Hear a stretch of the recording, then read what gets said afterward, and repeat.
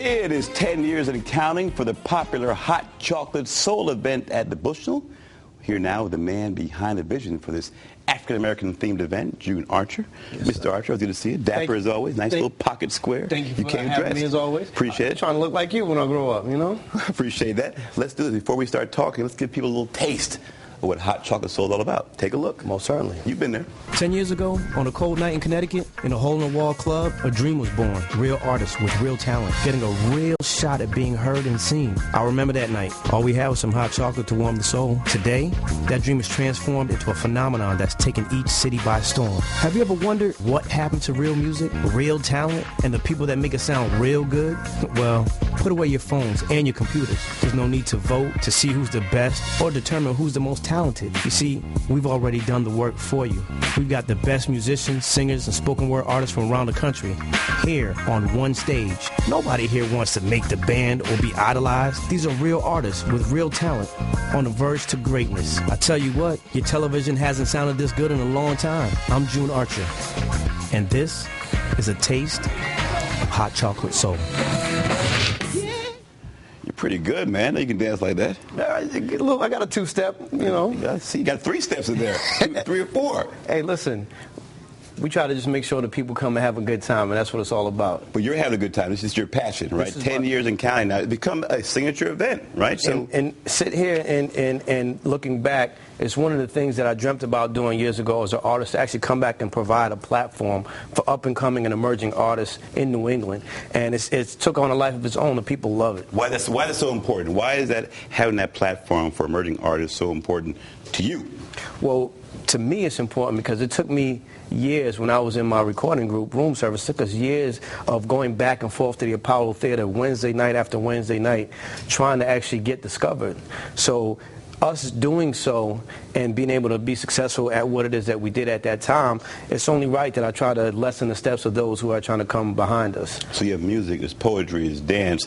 It's an African-American themed event, but obviously it's inclusive as well, right? It's inclusive of black, white, Hispanic, like it's so many people attended. It started out as an urban event, but it's grown to be so much more. And just when you thought that you had the greatest show, another one comes along, and no show is ever the same twice. So you come in, and there's some spoken word artists, such as Mind Evolution that you saw on the piece, that come in and they do something so incredible. Or someone like, Hashima, who comes in, and he's doing, Luther Vandross, but here it is, you don't look like Luther Vandross, but the women go crazy over that. So it's a platform that provides people to express themselves that may not necessarily want to actually have a record deal or put out a book, but they have this talent and this gift in them, and they just want to share it with the community, and the community loves it because it's something they can come out to and enjoy themselves and come out with the family. There's no profanity, nothing profane about it. You come out, you can bring your young kids, and it's a lifestyle event,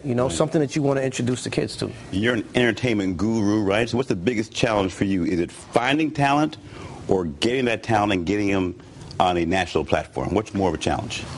I would have to say it's a touch of both, but the challenge is to get them on that national level, because everybody has talent, but talent is overrated, as we know. It's those who understand the business that can actually excel and exceed. When you have someone who understands how the business actually works, and not just saying, oh, well, I can sing, I can dance, I can rap. Right. That's great, but there's so many people in New York on the street corner, in the subway, who do exactly what you want to do. Right. So many people in Omaha, Nebraska that want to do it, L.A., Boston. So you have to set yourself apart from what's going on. And what is that? That's educating yourself on what it is that you do. So many folks get compromised, entertainers, that first bad contract, they get married to it, they get into trouble, they go broke, and they're forever trying to rebound from that first bad contract, right? How do you change that? In about 15 seconds, how do you get education out there about the business part of it? Because so many folks go in there with the talent, but not the business mindset, and they make no money. The money comes in, the money goes out, and they're broke.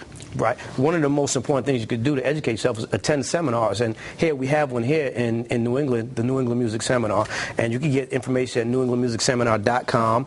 And we educate them from everything from publishing, licensing, management, your digital platform, and just educating them on the business of music, but also the careers in the music business. Right. You know who got that? Oprah was the one, owned her own operation, owned her own platform, and she understood that when you own your own business, you own your destiny. You call the shots. All right, it's about 3 minutes. Quick takes on some names out there in the entertainment world. Big man, Clarence Clemens passed. Yes. The man who helped Springfield become famous. Good luck to the big man. I got to say, he's been a very positive influence on a lot of tenor sax, musicians out there, and really just being that glue to actually help the E Street Band. And it's a shame that we lost him at such a young age, only 69. But his contribution to music and what he did with Springsteen and other artists is just incredible. How did that hurt Springsteen? Lost his guy. That's his ace. Yeah. That's his ace. That's your right hand. What is Bon Jovi going to do when he loses his man? It's one of those things. It's the 1-2 punch. But I'm sure with the talent that Springsteen has, I'm sure he's going to get back on his feet and do some great things. Like Earth, Wind, and Fire without Maurice White to some degree, right? See, I'll go back to Earth, Wind, and Fire. I'll go back in the day, Listen, it's a beautiful thing. Hey, L.A. Reid, producer, impresario, doing some going to Epic Records now. What does that mean for those folks who are not into the music world? It's a big deal, right? A lot of rumblings going on. It's a big deal.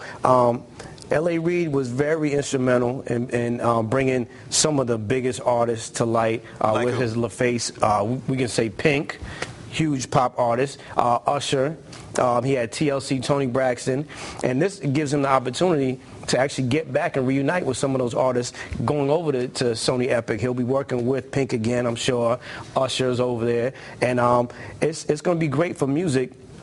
Because he's such a visionary. So he did a lot of great work over at Def Jam, and now, the sky's the limit on what he's going to do over at Sony. So keep an eye on that.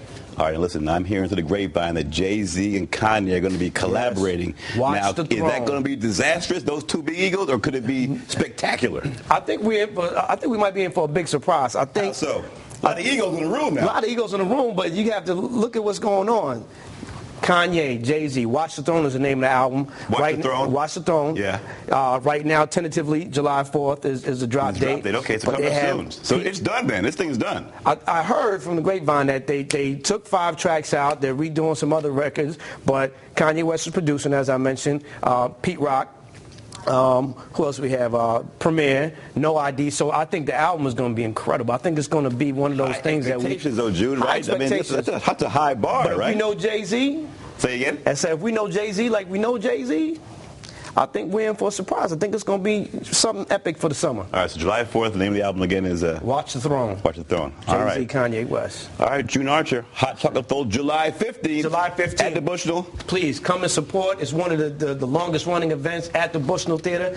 We appreciate everybody supporting for so many years, and we got to get you out there one of these days. I got to get out there. If not on stage, at least in the audience. I'm going to try to get to one of them. All right, one of the good guys here in Hartford, folks, June Archer. When we come back, we'll talk about foreclosures and what you should do when the bank is breathing down your neck. Don't even think about going away. Catch the show 24/7. CTNow.com/Stan. Follow us on Facebook, Twitter, too.